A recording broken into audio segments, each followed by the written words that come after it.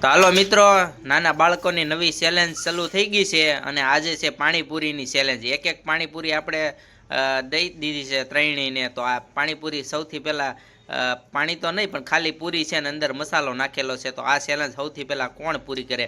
અમારે રુદ્રભાઈ છે, આરુષિ છે અને અમારે વંદન છે. તો સૌથી પહેલાં કોણ પૂરી કરે? હાલો તો ચાલુ કરીએ છીએ.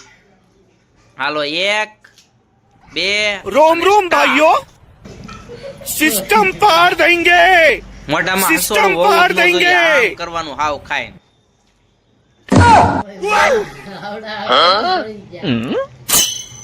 હાલો, આરુષિ નો પહેલો નંબર, રુદ્રા નો બીજો. હાલો, વંદન તો હજી સાવે છે.